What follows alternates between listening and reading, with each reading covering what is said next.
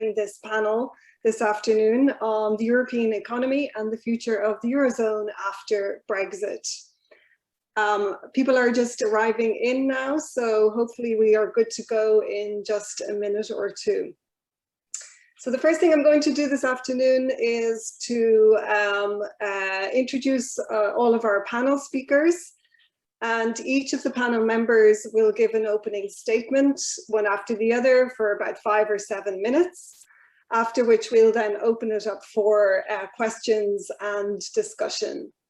So while the panel members are giving their opening statements, you can, if you've got any questions or any comments that you want to make, you can put those into the chat feature and they will come to me.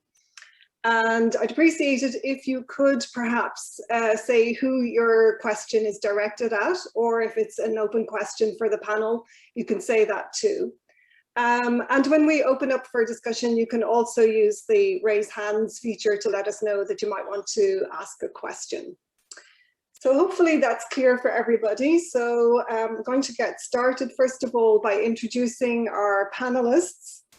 Our first panelist this afternoon will be Valerio Scollo, who is a lawyer and a partner in GSK Stockmann based in Luxembourg. Valerio practices in the areas of international capital markets law and securities regulation, in international banking law, insurance law, among other areas. And he previously practiced corporate banking and capital markets law in Italy, in London, and in Singapore.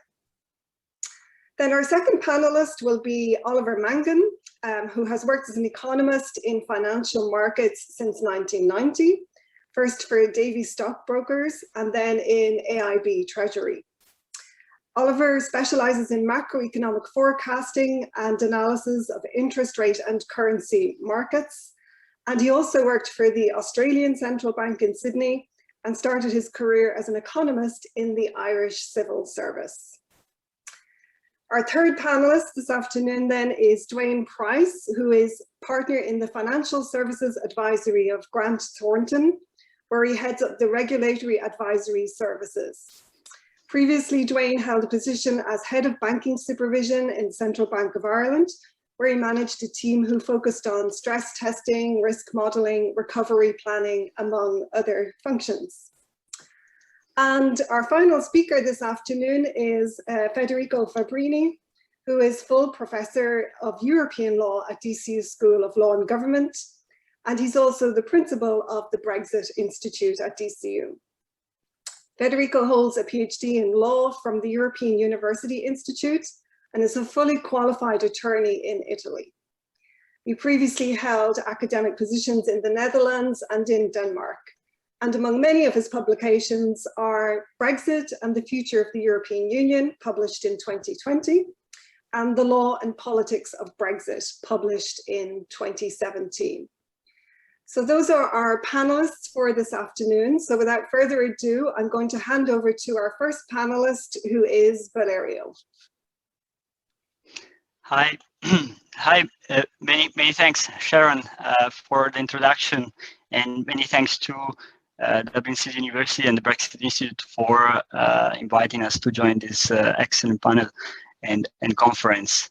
I'm gonna briefly talk about Brexit and financial services. I mean, the topic of the panel is about the European economy, and Brexit clearly had an important, was a hot topic in the financial services area, considering the importance of the UK and the City of London in the provision of financing to corporate SMEs throughout Europe.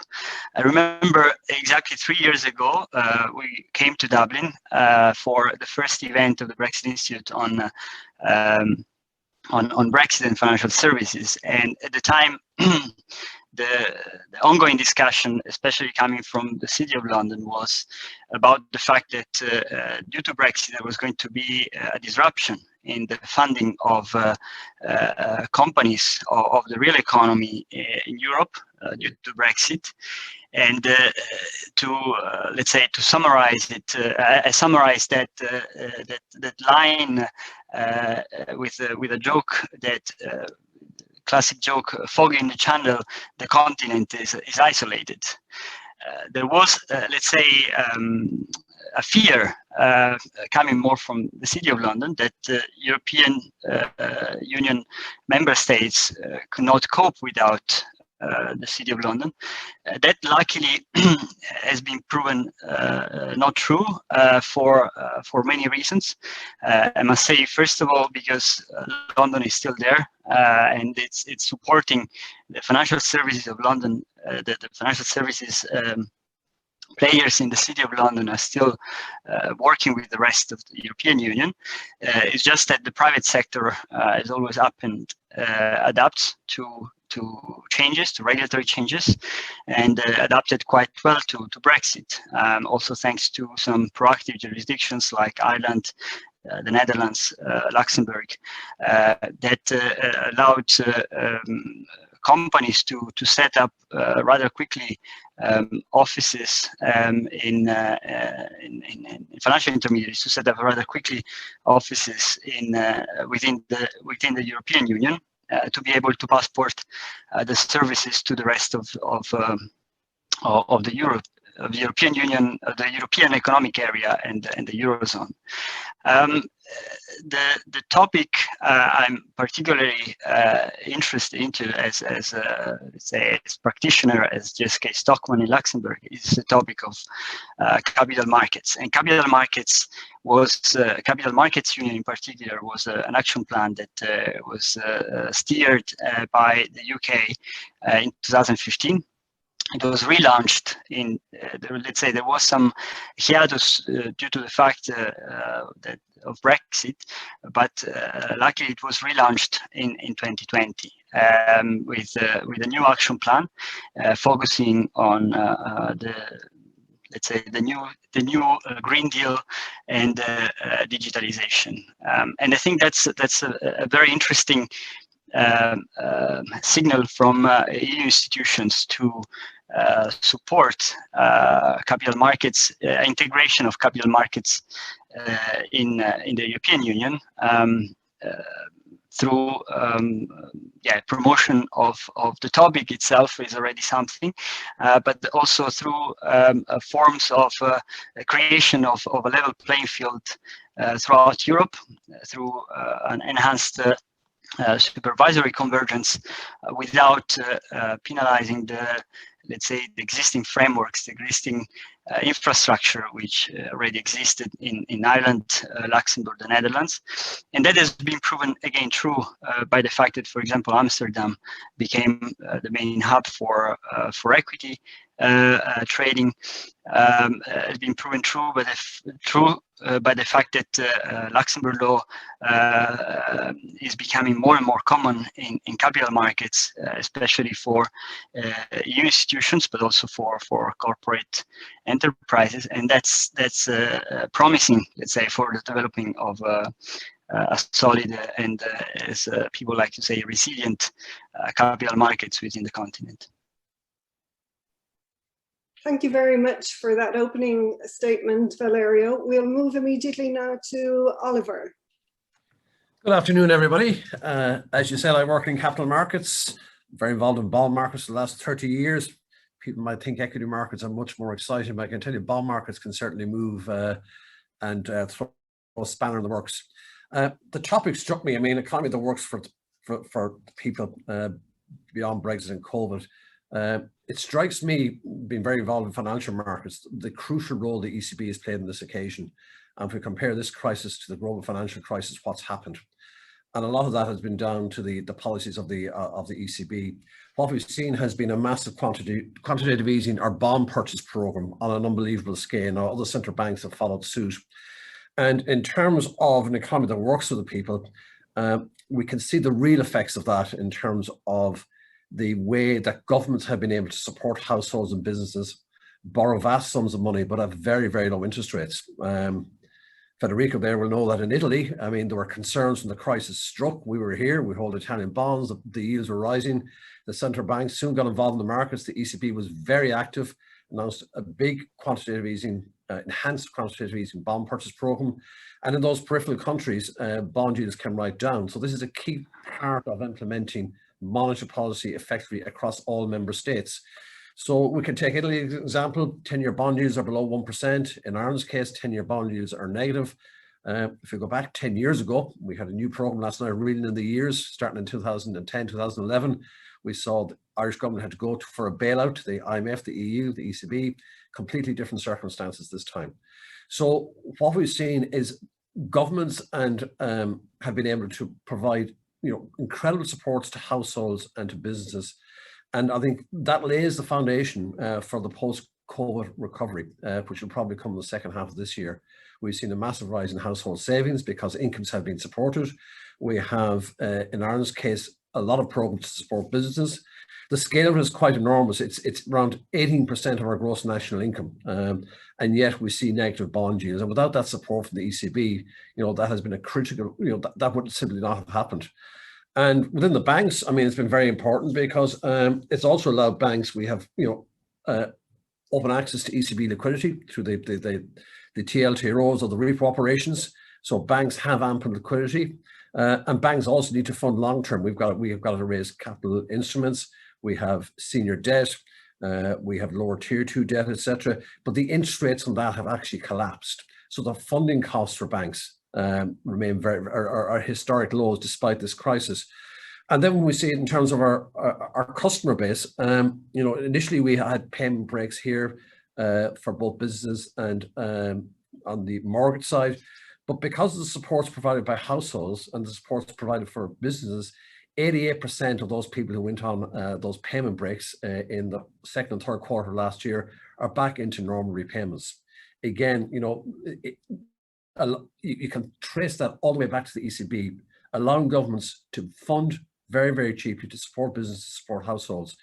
So the results are out for full year results are out in the last couple of months for banks.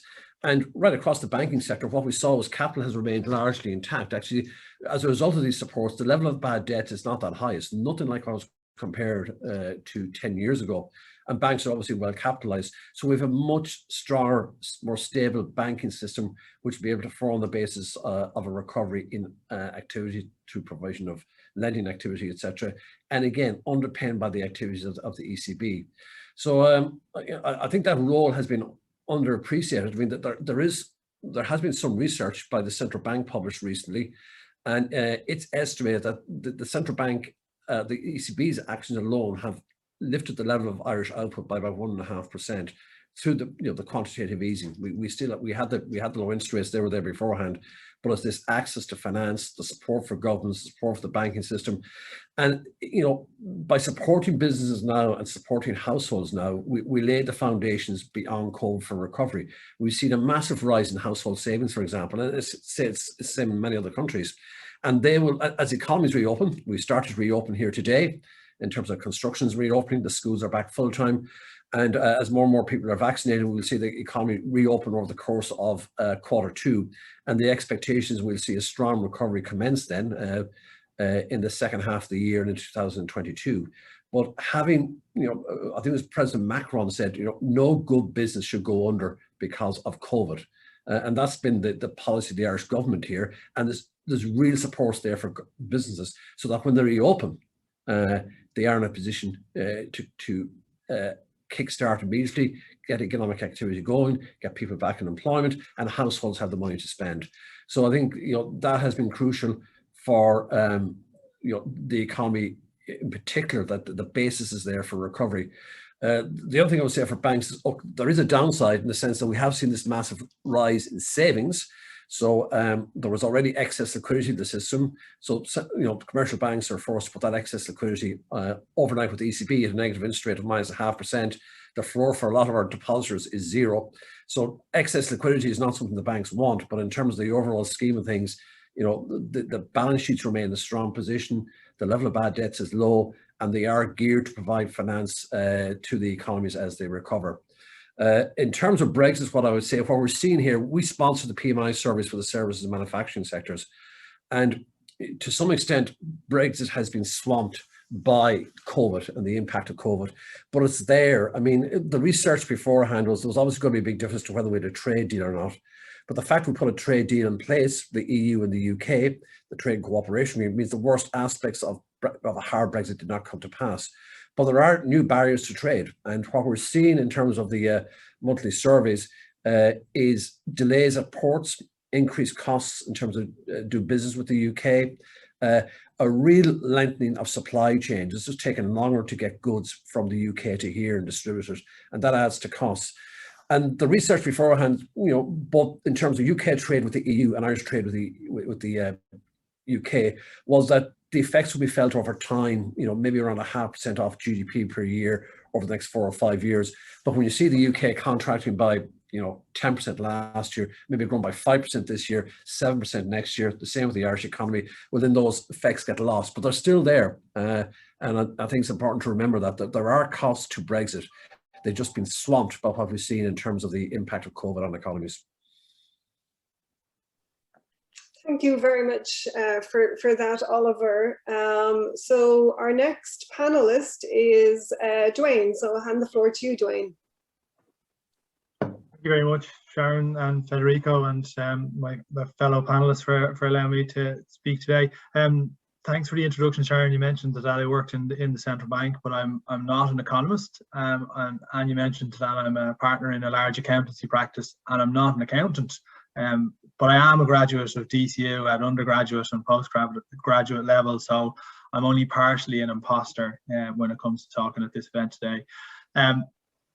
A little bit about, I suppose, the firm perspective, because I suppose that the perspective that we bring, or that I bring, is probably one that's more practical and maybe grounded in where people are seeing things on the ground, and then naturally around the FS world, which I'll talk about in a second. So we've had a relationship a bit like any kind of trading business has for a good while, and it's been on our mind for a long time, because our firm is an all-island firm. So we're practicing in Dublin and Belfast, other parts of the country as well, but obviously the Belfast bit is the bit that adds the wrinkle in the ointment, so to speak.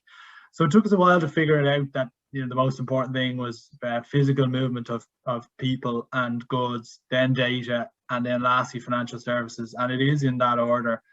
When at the very start everybody thought it was about financial services first, but I think we can all see now that the FS world has been thrown under the Boris bus during this whole process, and it's been left to fend for itself, which is actually okay, because the FS world is virtual and you can transact cross-border a lot easier when it's ones and zeros than you can when you're trying to move physical goods, and some of the issues that Oliver has talked about in terms of delays. I would say part of the reason that we were a bit slow to take up the real impact of Brexit is largely my fault. My first event I did in Grand Thornton as a new partner was to talk to a full hotel conference room of all our directors and partners, and I told them Brexit wouldn't happen, because I could thought, and I was going back to some of the experiences I had that Oliver also mentioned, going back to the kind of 2010, 2011 period, when all of the architecture of the UK state seemed to be standing up against Brexit. I didn't think there was a possibility that people would stand against that architecture, but they did, and there you go, and here we are. We've, in kind of practical terms, we're involved with institutions in the FS world. Largely, we helped a lot of institutions around their operational plans and how they would deal with Brexit, and it was the usual stuff around people and data, and their own business and the regulatory environment that they would have to operate in. And then there's been a large number of smaller entities and subsidiaries who have had to do stuff to protect their European-based business, either by moving here or needing to establish in the UK, and we've been involved in some of that. All of that is really just a proxy for saying it's a little bit more difficult in a Brexit environment for FS institutions, but largely if they get their structures right and their establishments right, they can continue to do their business, with some notable exceptions, which I'll talk about in a minute or so. I asked myself when the topic of this session came up, and I was thinking about the future of the Eurozone after Brexit. I thought, well, where would the best way to look, or what perspective would it be best to look from. So for me, clearly financial institutions and banking, they're my world. They're the stuff that I've always been involved in, and now work with banks and financial institutions every day. So to talk about the future of the Eurozone, I'm kind of naturally going to talk about financial services sector. Banking union, capital markets union was mentioned by Valerio, and the ECB, which Oliver has mentioned as well, which I don't think you can have any serious conversation without the Eurozone, particularly where we are now, and not talk about the role of the ECB, both on the monetary policy side, but also on single supervisor, SSM side of the house. So with that perspective, I think it's worth looking back a little bit and asking ourselves, well, where are we now relative to where we were in that post-global financial crisis 10 years ago? And the truth of it is that the introduction of SSM, the discussions about single deposit guarantee scheme, the introduction of the idea of capital markets union, those things would never have happened or would have taken 25 years. So the tiny and maybe inaccurate analogy that I always use for people to describe how quickly things have changed from a financial services perspective in Europe, and particularly in the Eurozone, is it took 25 years to get a new currency, and it took 25 weeks to get a single supervisor. So these things only happen when you've got a massive crisis. So the question I would ask is, what is going to happen on the back of this crisis, and will there be another seismic change? The other thing that I think is a very useful perspective on is to look back at that intervening period of those 10 years and say, well, what happened in financial services within the Eurozone and in the context of Brexit? And one thing that I constantly tell people, maybe it's not as true as I like to think, and maybe it's an oversimplification, but I suppose I feel it from having sat in the room with other European policymakers in the EBA, at the ECB, the bifurcation of regulation between the UK and the Eurozone happened and started to happen way before Brexit. And it happened as a result of the single supervisory mechanism and the ECB taking over, becoming in charge. And what happened there is, it wasn't so much about the UK leaving the club. It's that when it came to the Eurozone and it came to rule making and policy making, they weren't in the club at all. And it was little to do with the fact that they were still in the EU. It was literally the ECB had their way, the UK have a different way, and they started to bifurcate between them. And that's only been exacerbated and probably made more extreme by Brexit, but wasn't caused by Brexit. What does that mean? It means, from the future perspective, and to talk a little bit about the future, because what we're here to do, is that you now have, for global financial institutions and for more local, large financial institutions, AIB being one of those, Oliver, if you don't mind me mentioning your institution, who now live in a world where previously they had a set of rules that was relatively common across their business of UK and Ireland. Now you've got three globally distinct philosophies around regulation of large financial institutions. You've got the US approach, which is built around Dodd-Frank and separation of trading and non-trading, and a very differential approach between the top of the house, very large institutions, and every simplified rule-based approach for everybody else. You've got the UK approach, which is the Vickers one, where you operationally separate activities. And then you've got the European approach now, which is different again, in that it allows you to do everything under the one roof, but it forces you to have very clear resolution plans, recovery plans, very clear sets of requirements, and a single rule book across the Euro. So what will the future, where will it go for those Eurozone financial institutions? The reality of banking is it's still got a national flag issue. Most banks in Europe are nationally bounded. They don't operate too far outside of their own jurisdiction or region. And that has the problem of you don't get the diversification effects that all of the directives are built to allow for. But you also get the age-old problems of implicit and explicit government support for those national flag carrier type institutions, which has an impact on the economy. You've got an asset management sector where the capital markets union is a great idea, but it's been driven by policymakers rather than the market. So the market hasn't yet, I don't think, figured out how it's going to actually make use of a single capital markets union. And then we've got a wider future where rules are now the same, but the mandate in the Capital Requirements Directive within all of the other sectors, asset management, insurance, in time as well, is that institutions are being forced to be either very big or very small.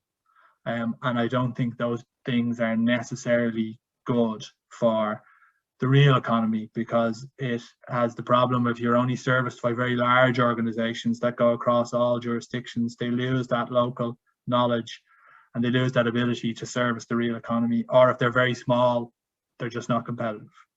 So I think we will see a Europe that will continue to strive to be more integrationist and to integrate more and to have a level playing field and a single rule book. We have to be careful of some of the unintended consequences of that as we move forward.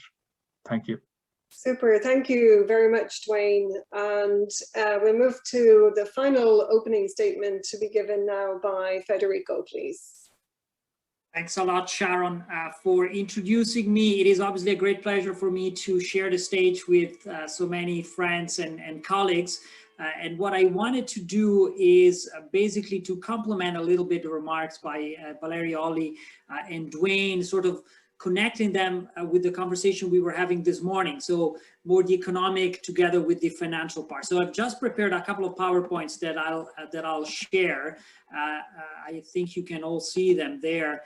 And as you can see from the title, I have tentatively called my remarks Economic Governance in Europe beyond Brexit and COVID-19. Now, I shall say this is a topic of which I've been interested about for a long time. I wrote a book 5 years ago entitled Economic Governance in Europe, published by Oxford University Press. And as you were saying, Sharon, I more recently published another book also with Oxford University Press entitled Brexit and the Future of the EU, which is very much also connected to what has happened since the explosion of COVID-19. So I really have 3 quick points I want to go through. First is what I think are the main drivers for transformations at play in the system of European economic governance.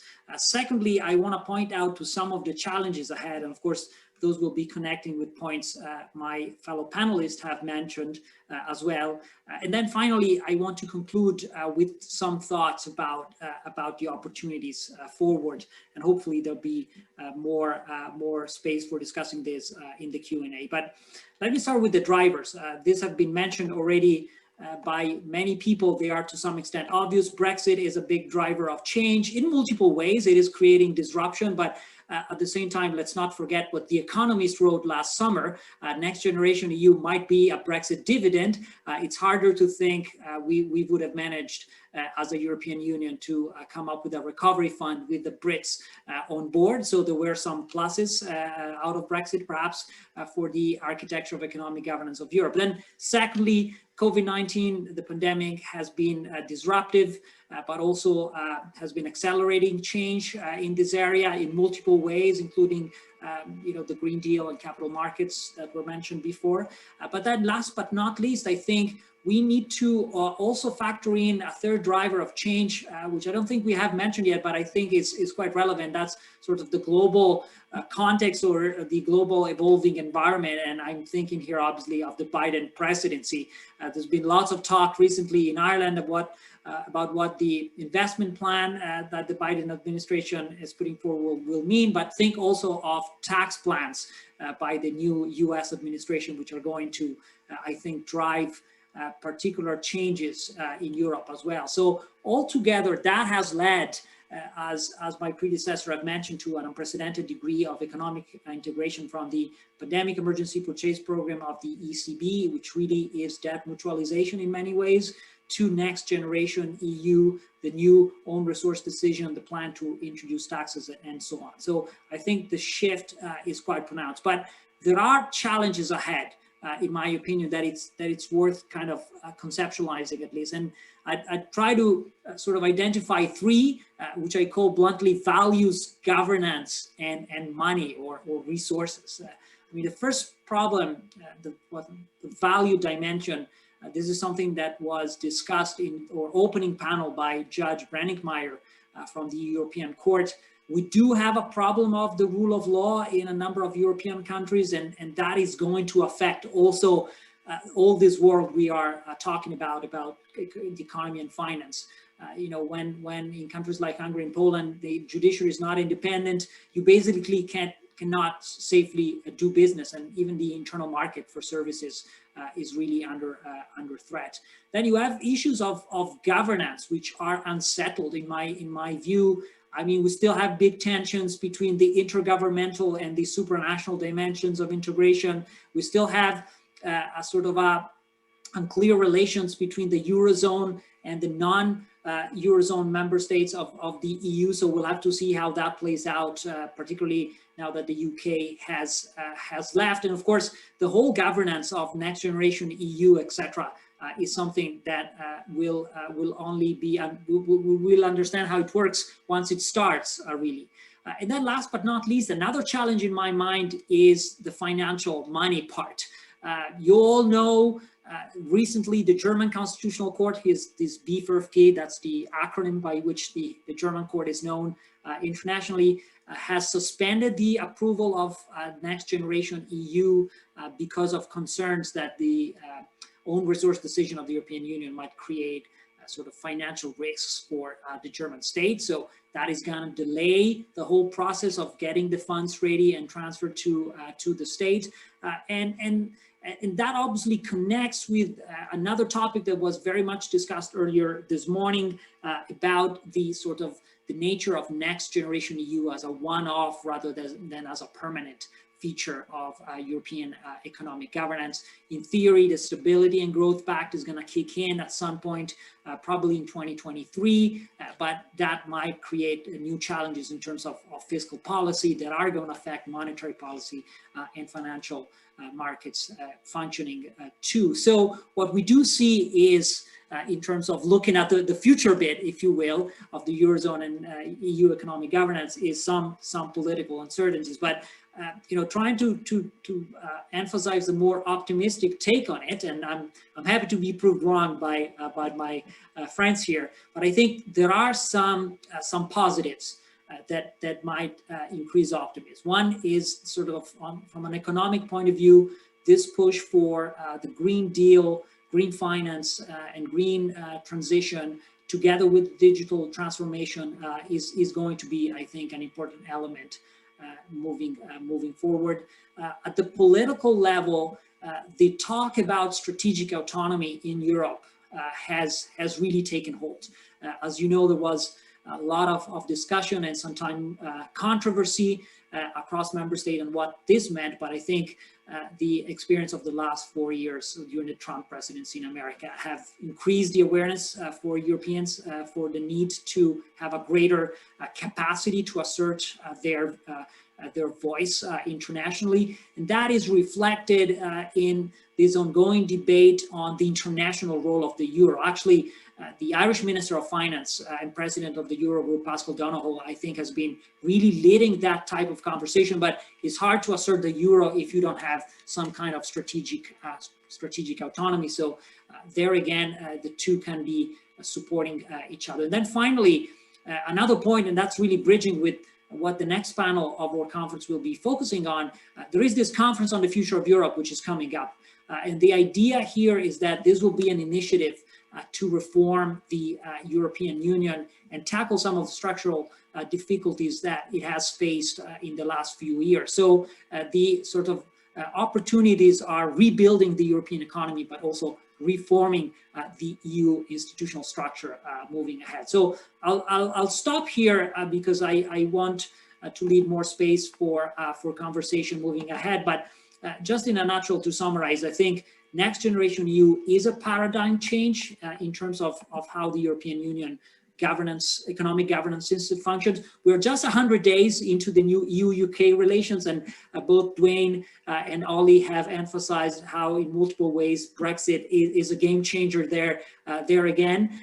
But there is this new debate on the future of Europe, which is about to start, and I think that will have to tackle some issues including those mentioned by my friend Valerio on capital markets and so on. So we will be moving into a new EMU beyond COVID-19, which makes, I think, our conversation today very, very timely. So I'll stop here and thanks again.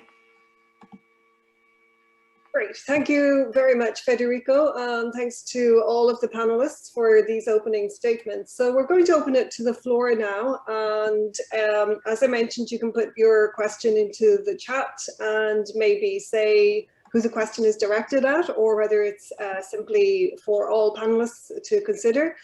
Or you can raise your hand, and between us, we will hopefully be able to see everybody who are raising their hands. So does anybody like to kick off already with a question?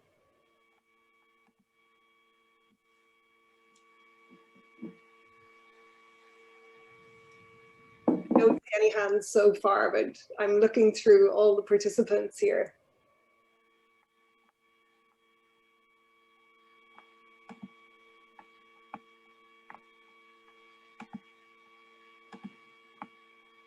Everybody's very quiet. I might take advantage, Sharon, to break the ice, perhaps, and okay. and sort of seize the opportunity of having some practitioners who are really expert on these issues and see it from sort of not an academic intellectual perspective, but you know, foot on the ground, so to speak. And my question is really about this green finance conversation, which I find very interesting. You know, the ECB now is openly talking about making climate goals part of its mandate or goals. Clearly, the Green Deal of the Commission is a big deal, and 1/3 of the RRF, Recovery and Resilience Facility money, will be on the environment. So I'd be curious to hearing from your perspective, how do you see that play out in practical terms? Well, NAIB is becoming a much more to the forefront in terms of both sides of the equation. I see we've recently launched this mortgage, 2.1% for a green mortgage. But on the other side, then, like I meet a lot of investors, part of my work here is investor relations, a lot of debt finances, what have you. And we did notice over the last 3 or 4 years, when we were still traveling, that more and more institutional investors had their, their green agenda as well in terms of sustainability, ESG funds, etc. And we did issue a green bond last year. So we're seeing both ends of it. We're lending in to the green economy and funding it through the issues of green debt. And it all comes at a lower cost. Obviously, we're able to fund at a lower rate for such demand for green bonds out there, and then lend into the domestic economy. The mortgage rate is an obvious example of it. For where you have energy efficient buildings, etc., they can actually come with lower mortgage rates. So I think this is something that's going to grow and go over time, and we see it in terms of the move towards wind energy, everything else. This will gradually build and become more and more important over the next 10 years. There's no getting away from that. I mean, we have seen over the weekend, one of the biggest power plants here was the coal producing station down in County Clare, and it's moving towards wave energy, and obviously a massive investment coming there. But this will happen over time, and it become an important part of banks' operations, both in terms of lending activity and raising funds in the market for those type of projects. So it's obviously Colin Hunt here, the chief executive, is very, very much committed to that. But it is interesting, the debate within the ECB, and from what we can see, there are central banks or maybe representatives on the ECB Council who see really this is a monetary policy issue. We're not here to favour one type of financing over another. So there's even a debate within the ECB Council on that. But I think under Madame Lagarde, there's a definite move towards the green agenda, let's call it that. And it's in motion, and it is going to become bigger over the next 10 years in particular. And politically, you can see as well. I mean, the Greens are in power here. They're in power in Germany. They're part of a coalition. So politically, it's important as well.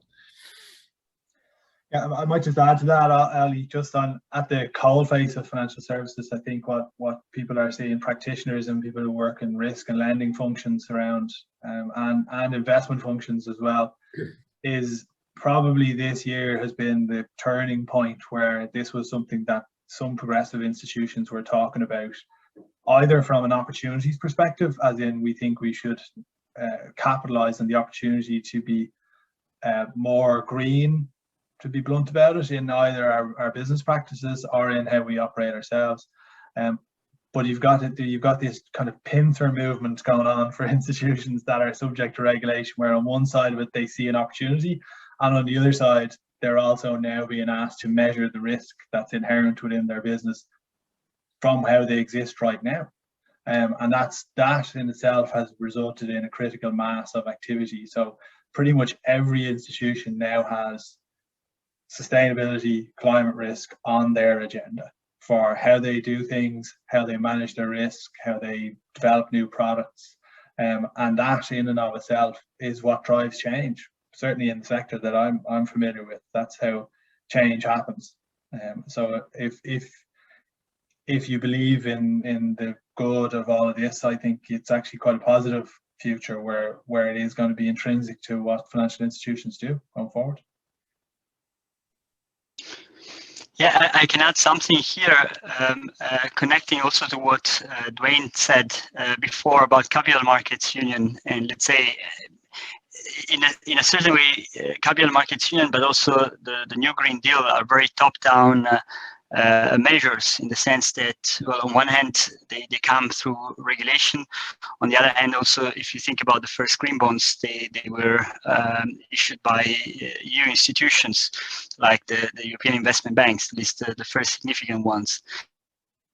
On the other, things started to really move and become relevant when the private sector kicked in. And if you think about all the largest asset managers changing their policies to tackle consumers' interest, or let's say consumers or investors' interest and appetite, but at the same time on the issuer side, when issuers saw opportunity to market better their products, their bonds, through green labeling, not just greenwashing, but actual green labeling, that is a game changer. And I think we will also, thanks to, I would say, the role of the European institutions in this sector, we will see some change in the future in the private sector as well.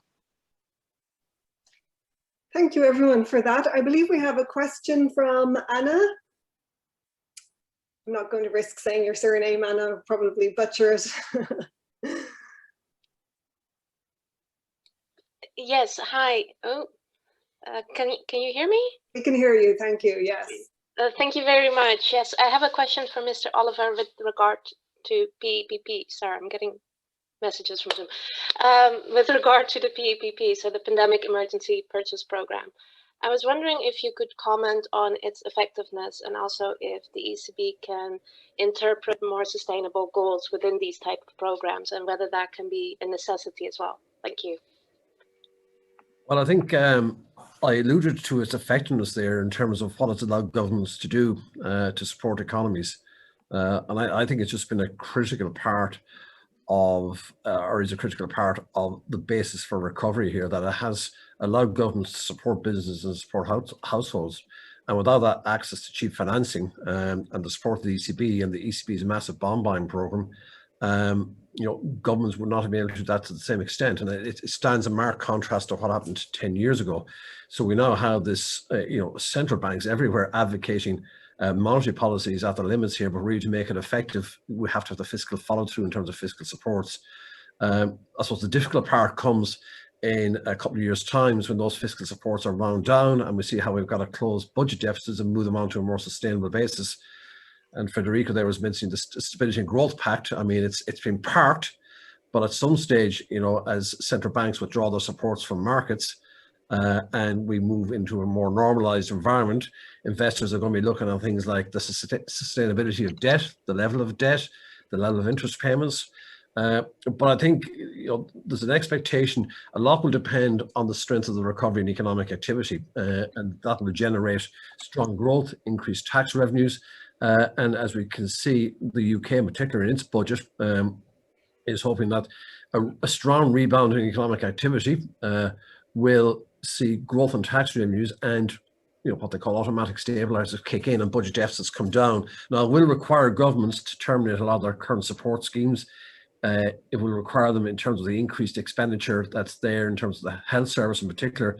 If that is a permanent feature, well, as Joe Biden has indicated in the US in terms of his infrastructural plans, it'll have to be paid for by higher taxes in some shape or form. But for now, I think Mario Draghi put it well in an FT article last year. He says, there's an opportunity cost here. If we don't do this, or we haven't done this, we'll find much deeper recessions, a much longer period of recovery required, greater scarring effects, and more long-term damage done to public finances. So he's very much of the view that by borrowing, by supporting activity, it puts economies and indeed public finances on a more sustainable basis going forward. It limits the scarring effects and allows for, the key is the strength of the recovery, and that a lot of the support there that's for public finances, that public finances will correct over time without swinging cuts in expenditure. So the key issue for governments is, okay, are we going to continue with this higher level of funding, let's say for the health service in particular? Well, that's where the hard political decisions are then made in terms of, if you do, that'll require higher taxes, because you can't definitely continue to borrow at very, very low interest rates. I think central banks will, once the recoveries are on a sustained basis and are robust, they will. Now, they've promised to be very, very patient in terms of withdrawing monetary support, but at some stage we'll come back into a more normalized market environment. And one of the consequences of this will be a higher level of debt, public debt, in all the developed economies. But I do focus, a key thing is long-term interest rates, and governments need to think about more long-term financing and taking, what I mean by that is not issuing 5 or 10-year bonds, but taking advantage of low-term interest rates and issuing 30, 40, 50-year bonds that mature in over a long period of time. A bit like war bonds back in the 1940s, the early 50s. You've got to make your debt sustainable. And I say it's an ongoing debate within the ECB in terms of how green they want to be in terms of their monetary policy, how much they want to support the green agenda. But as Dwayne was alluding to there, I mean, this is a change that's coming and will drive growth. We've had technology for the last 20 years. I think the green agenda is one that will drive growth going forward. And we can see real practical examples of that in terms of energy generation, etc. If I may ask one follow-up question to yourself, but also to the panel a little bit more broadly, is I'm originally from the Netherlands, and something that made the headlines this morning was that the financial support, there was a high risk of it ending up in the hands of the mafia, which is of course not good for either the economy and also is undermining the potential trust from the Netherlands and other countries supporting this fund and supporting the European Union. Now, what would be your observation? How can we prevent, as the European Union, that any form of fiscal support or monetary support from the new European Union ends up in the wrong places? Well, in Ireland's case, I mean, it's around good governance and good rules. And I would say that, I mean, a lot of these are emergency measures in terms of household supports, but it's how quickly they did them. It's recognized it could have been done better, but speed was important here. So I have my own kids who are working part-time and go on state payments then when they higher payments when their temporary jobs finish. I mean, that's not sustainable going forward. In fact, my son's gone back to work this morning in construction part-time because it's reopened. But more broadly speaking, there are strict rules around the supports of businesses here who qualify. So I think it's around local governance issues there in particular. And in Ireland's case, there's been a long track record of having substantial EU supports through its regional policies, which were very well spent and, laid the foundations to some extent for the Celtic Tiger in terms of the improvement in public infrastructure, in education. So Ireland's often been referred to as almost a real case in terms of where EU supports have transformed an economy and lifted living standards, and we're now a net contributor to having for quite some time to the EU budget. So I think oversight and governance are key issues around that in terms of how the funds are dispensed.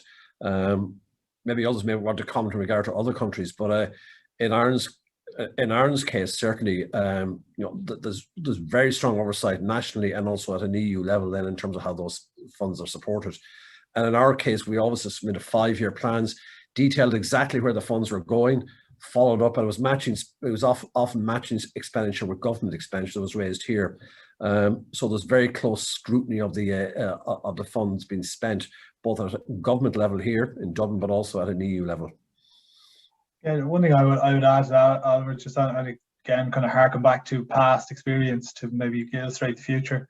I think the EU institutions are far better placed to be able to respond to a crisis because of what happened in the global financial crisis. So to kind of put some sort of, I guess, facts around that, they're better able to deal with a crisis. There's people who have lived through crises before and know what to do, and to be even more blunt about it, they're better able to monitor financial sector reform, structural reform in the various member states because they've had to do it under duress. So now there are pieces of architecture there that allow that monitoring to be done on a more kind of business as usual basis. So I think wider knowledge of that and the reality that is being done will hopefully give people a bit more trust that structural funds are going to the right places. There's a lot of checks and balances around the EU and around any reform stuff, certainly that I've ever been privy to or involved in, or sometimes even tried to win work around. Thanks. Yeah. I can add, let's say, on this, because it's quite, given that I'm, well, Italian, living and working in Luxembourg, and I'm actually from Sicily, so that's of course a topic that strikes a chord with me. I must say, when it comes to supervision, the EU has a very strong, the Eurozone has a very strong, let's say, two-layer supervision system. One is the direct supervision, for example, direct system of checks and balances. If I think about, for example, the European Court of Auditors and the ongoing compliance check to do on any funds that is provided through EU programs. But then there is the second layer, which is all the regulation relating to, for example, anti-money laundering, and that is really, really pervasive, because it's very complicated to open a bank account with any bank within the European Union without proper compliance check, and that leads to I would say also surgence of any issue at the very early stage. Recently there was an article on the Financial Times about securitization structures being used to finance mafia companies, and it turned out they had to redact the article because it turned out that they tried to finance themselves through securitization structures, and as soon as the arranger realized that, because they had the proper check and balance system within the, let's say, purely private, they immediately let's say excluded these companies from the financing programs. So I think both the public system and the private sector in Europe are quite have a quite thorough check of these kind of issues. So I don't see that as a big concern. Thank you for all of those responses. I have a message here suggesting that Matteo Botero might have a question. Hi. Yes, I work with Federico at the Brexit Institute, and I have actually a question for all the panel, and more specifically, looking at the most recent decision by the German Constitutional Court to suspend the ratification of the Next Generation EU. I would like to know your opinion on what kind of impact could this decision have in relation to the financial service and also in terms of the transferring of funding directly from the EU to the member states. Thank you. Who would like to take that first? Ollie, you might want to go first. No, I'll leave that to you, Federico. I think that's straight into. We had this issue before with quantitative easing and ECB monetary policies and the Bundesbank, but it was resolved at a political level in the end.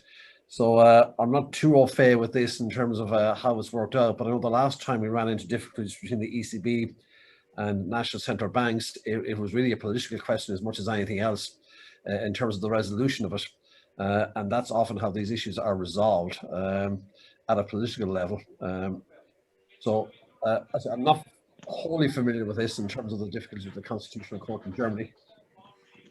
No, I mean, I can follow up to that and to a large extent echo what you said. It is ultimately a political issue, or more than a legal one to some extent. The legal arguments put forward to challenge Next Generation EU, in fact, it's not Next Generation EU because that does not need to be approved by the states, but it's rather the own resource decision, which is the sort of the financing bit of Next Generation EU, the piece of European legislation that will allow the Union to issue debt. Well, that has been suspended. Ratification has been suspended in Germany pending resolution of the case, and the German Constitutional Court is basing its reasoning on in light of its precedents that Oliver was mentioning right now, dealing with the European Central Bank and the quantitative easing and OMT programs. I think the worrying issue here is the delays that this case might cause to Next Generation EU. And of course, I think the big fish at the end for the litigants in Germany is PEPP, of which Ollie was talking about earlier on. This pandemic emergency purchase program has been really positive in terms of sustaining the European economy in the spring last year, particularly before Next Generation EU was agreed. And clearly, the PEPP program has features which are controversial, to use an euphemism, for the German lawyers that challenged quantitative easing.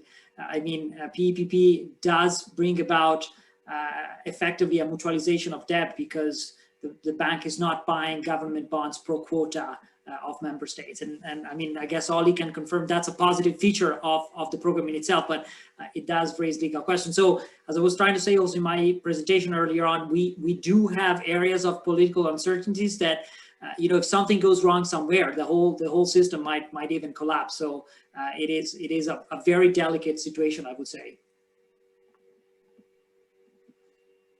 Would either of the other panel members want to comment on that?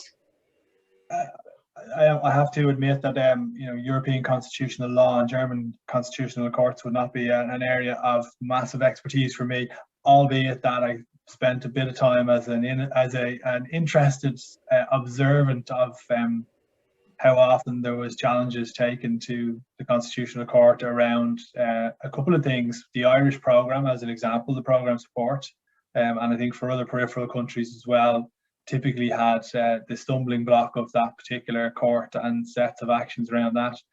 And then actions around QE that Ali mentioned, which to all intents and purposes, if I, as a complete layperson, my interpretation of how that ended was the EC was just saying, yeah, we don't care. We think we've got the power, off you go. So whether they can do that in this case, when it's a step further away from probably more normal monetary policy, I don't know, but maybe I'm a complete optimist when I think maybe they'll just tell them to go away again. Very good. I see that we have a question from Mr. Marco Peronci.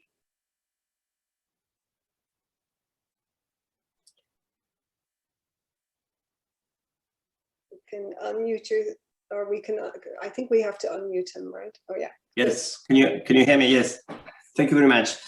My question is, I mean, it starts from the title of your panel on an economy that works for the people.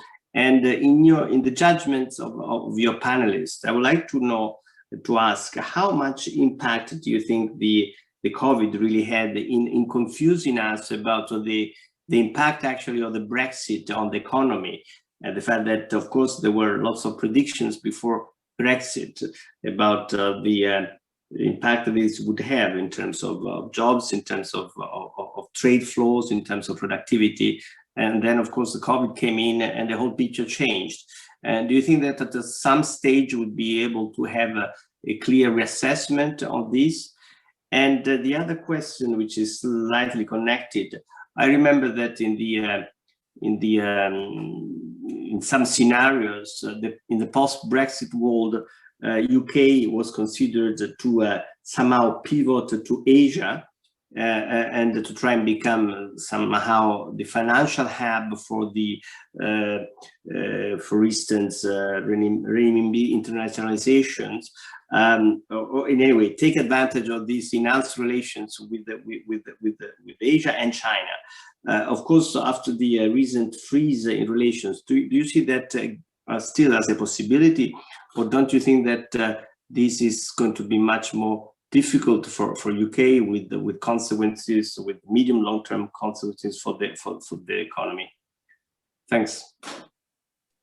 Yeah, I'll take those. First of all, in terms of Brexit, there was a lot of research done both here and in the UK in terms of the impacts. And crucially, the research indicated that if there was a no deal, so it's a hard impact, sorry, if there's a hard Brexit, the impacts will be felt very, very quickly on the economies. On the other hand, if we did get a trade deal, the impacts will be less and felt over a much longer period of time. And as I said in my introductory comments, the impact of Brexit has been swamped by the scale of the disruption to economic activities that's been caused by COVID. And over time, I mean, the impacts, I mean, we can see it here in terms of, it really revolves around less trade and investment. And that takes time to manifest itself.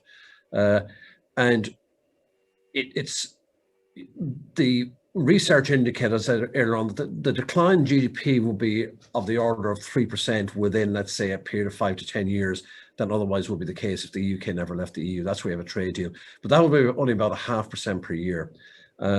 We can even see simple things here, like we use the land bridge a lot to get our, the EU, the mainland European Union is our main export market, not the UK. And most of the goods actually go through the UK. That's always been the case. But now we're seeing far more direct shipment from Ireland to France and to other European ports and not going through the UK.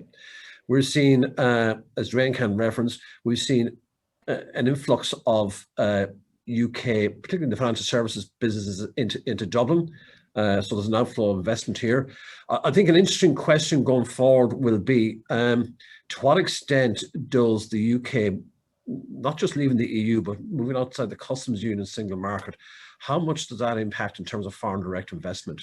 Because the Industrial Development Authority is the main body here that brings in foreign direct investment. And it's always said, our main competitor is the UK, particularly for US investment, common law, English speaking, those sort of factors, flexible labour market. But we will see, and this will manifest itself over, it could be 5 years, it could be 10 years before we see the full effects of this. Will there be a lower flow of foreign direct investment into the UK as a result of the lack of access to European markets? And these are decisions that are taken over time. I mean, we've already seen firms move locations or part of their operations into Dublin and other European centres, maybe not on the scale that was expected, but it certainly has happened. But I think it's important to emphasize the fact that there's no tariffs, there's no quotas. Trade can still flow. It's delayed. There are increased costs. There's more administration. There's compliance costs, and you will see divergences over time. I think as Federico mentioned that over time, or maybe it was Dwayne, that the UK was already diversifying away from the EU, going back over recent years in terms of the regulatory system. That will happen over time, and you'll have a different regulatory system. I've always had doubts about whether, if your main trading, I think geography is hugely important in terms of trade. So you tend to trade with the countries that are nearest you. And one of the fallouts from COVID that we may well see, and we're seeing in terms of supply chains, is I don't want to see a reversal of globalization, but I think near your base in terms of supply chain. So you won't fully rely, if you're an Irish manufacturer, on China to supply all your inputs. You may well diversify into nearer bases on Europe and what have you. So the UK has left the EU and maybe hope to build global ties when it might be more difficult to do so over the next 10 years as the focus remains on security of supply, not just lower costs and what have you. I don't mean renationalization. I mean really having your supply chain, tighten it up, not fully reliant on getting goods from the other side of the world or getting inputs. There will be, there will be changes brought about by Brexit, not just in terms of the way we work, but I also think in terms of globalization, supply chains. And we are seeing impacts. I mean, when we get the monthly surveys here on the services and manufacturing side, it's sometimes hard to separate out. Is that a COVID effect lengthening the supply chain, or is it Brexit? They mentioned both, but I think that they're very much factors at work. So it's the nature of the beast. I mean, to some extent, Boris Johnson won't be unhappy that the first 2 years of Brexit are going to be marked by a phenomenal rebound in the UK economy in terms of, you know, not leaving the EU, but and that really is the rebound from COVID-19. So it will mask the effects, but over time, and you know, the research both here and in the UK was, it would, if there was a trade deal, which there hasn't been one put in place, the effects of Brexit would take a long time to manifest themselves. And what it means is a lower level of trade, investment, and then ultimately output and income that otherwise would be the case. So you're right. I mean, we're not going to see this very clearly for quite some time, and who knows how long it will take the world economy to truly recover from COVID, and what the changes are brought about there. So it may be very difficult to ever measure the impact Brexit has on the Irish economy, on the UK economy, and then it was always going to be limited in terms of the EU economy, in the sense that not that much of UK or EU exports actually go to the UK. The UK is far more dependent on the EU markets. Can I just add something to that, Sharon, if you allow me, pulling up on Oliver in response to Marcus' question as well. I mean, I think the data released by the UK Office of National Statistics after Q1 this year was still quite stunning in showing a decrease. I think it was a 28% fall in UK imports from the EU and 40% fall of UK export to the EU. I mean, that's a massive impact already, even considering it's a time with the pandemic, where there's perhaps a lot less movement. So the consequences of that are starting to surface, and the trade and cooperation agreement is a very, very thin trade deal, which ultimately covers only free movement of goods. It has prevented the reintroduction of tariffs, but there are still all the customs requirements and the customs declaration, and that is producing enormous challenges for economic actors, as we see from the data. So we'll have to see how that plays out. But I think, you know, the prediction of which Oliver was talking about, we're actually quite right in that respect. Yeah. I'm wary of the data at the moment for the first quarter, because there's massive stock building ahead of Brexit. So we'll know in, let's say, Q1 of 22 and Q1 of 23, or half one 22 and half one 23. What are the trade flows like then relative to between the EU and the UK relative to 2020, 2019? But I think these impacts are going to be felt over time. And I'm particularly interested in terms of the investment, in terms of the flow of foreign direct investment. The UK was by far the biggest recipient of foreign direct investment in the EU while I was there. So we'll see whether that's sustained or not. I mean, you know, if you're an international company from the States, you really have to think twice. If you're servicing the European markets, particularly if it's goods, do you really want to be in the UK, or do you want to be in Germany or Ireland or some other mainland European country? And that'll tie into something Federico mentioned earlier on, which I think we haven't really touched on much, which is the global agenda here. I mean, it strikes me Joe Biden may be 78 years of age, but he sounds like he could be one of the most radical US presidents we've seen in a long, long time. And he is a man of 78, so he probably thinks I haven't much time here, so I better get a move on, particularly if I have control of Congress. And there'll be a very important G20 event coming up in July, which could have, you know, I know it's done through the OECD and through the EU, but the G20 meeting in July could certainly set the agenda in terms of global corporate tax reforms. And, you know, the smaller countries won't be there. Okay, they may be represented by the EU, but really it's the big states will decide on this, and we'll have to follow suit. So that'll be a very important event. And I do think those global changes, we all thought Trump might change the global agenda. And in the end, his cuts in corporate taxes didn't really impact much here in terms of foreign direct investment. Joe Biden could be a completely different, unexpected, I would say, kettle of fish in this part of the world in terms of the impacts he could have.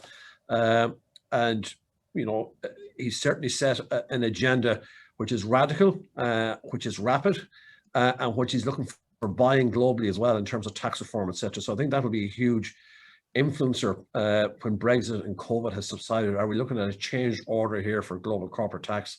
I know the OECD has been at this work for the last number of years, but it's something that Department of Finance is on Merrion Street, and it's certainly something that they're very much focused on and keeping a very close eye on. In terms of, you know, we could have the triple whammy of Brexit, COVID, and global corporate tax reform to deal with in a number of years, in a short number of years. So speaking of presidents, can I just take a small moment to welcome our own president, Michael D. Higgins, to the session on behalf of DCU. We're delighted to see him here. Thank you for coming along. I see we've also got a question in the queue from Ian Cooper, who's been waiting patiently. So I'll hand over to Ian to ask your question.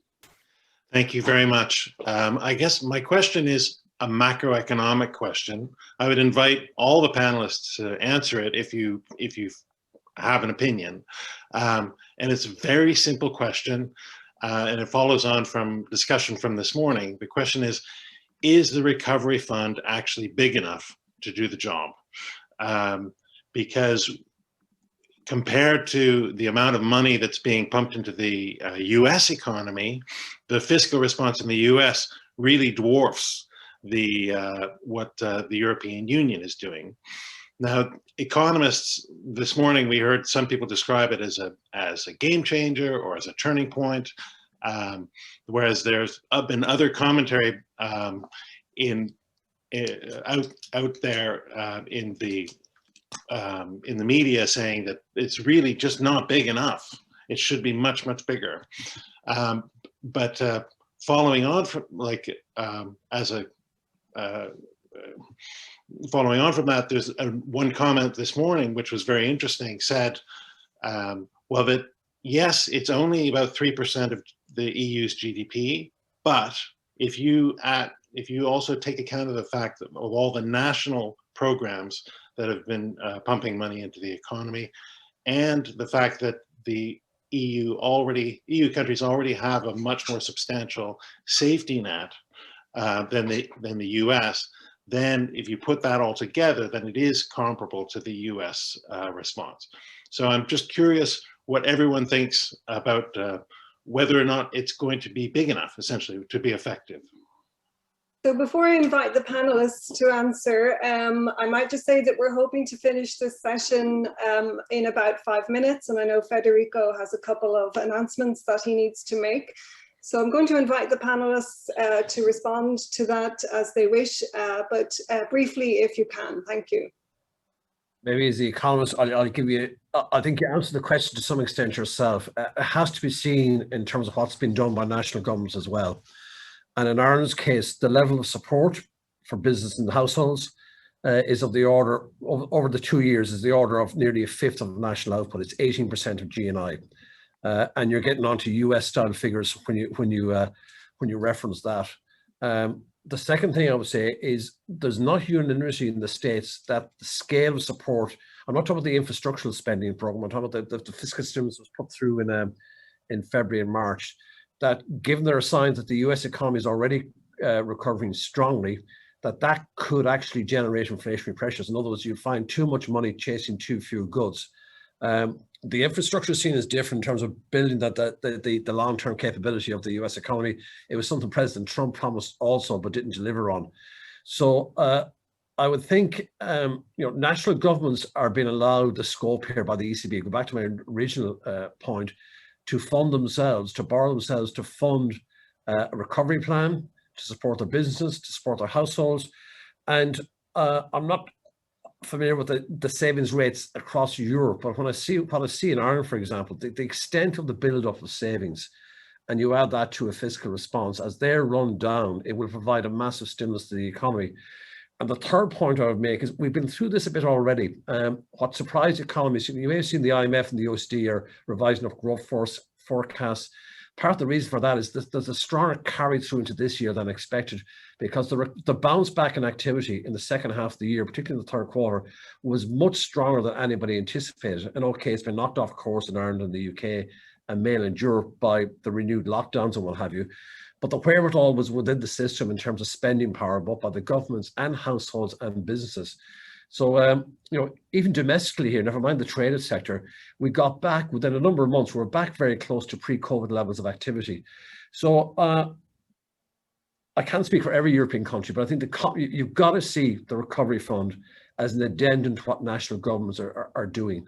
and put the two together. And I said the capacity is there to do it. You've been allowed to do it by the by the ECB. The rules around the Growth and Stability Pact are suspended.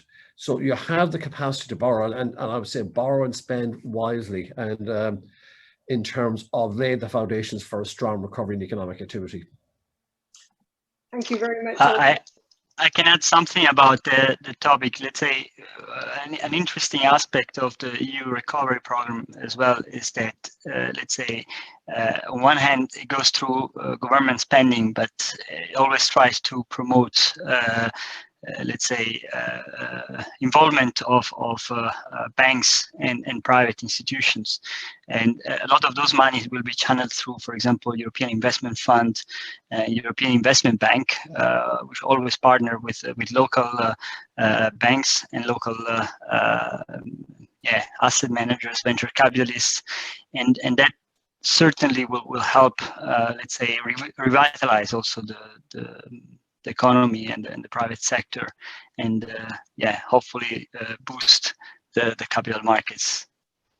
Thank you. So in the interest of time, I'm going to hand over to Federico for some statements, and I would like to thank the panelists very much. And Sharon, I think Dwayne might want to jump in on it. Do you want to jump in, Dwayne? Honestly, I couldn't add anything more on the macroeconomic perspective than Ollie said. I was just going to make a very small point that the US are better at marketing their large bazookas of financial support, if you remember back your history. So maybe Europe needs to get a bit better at marketing its local stimulus allied to Central European funds, and it would be seen to be as big a bazooka.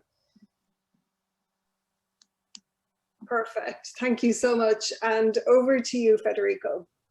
Well, thank you, Sharon. Shall I reply or shall I close? You need to tell me. You're the boss. Well, okay, if I'm the boss, you told me to finish at 10:02 and it's 10. Okay.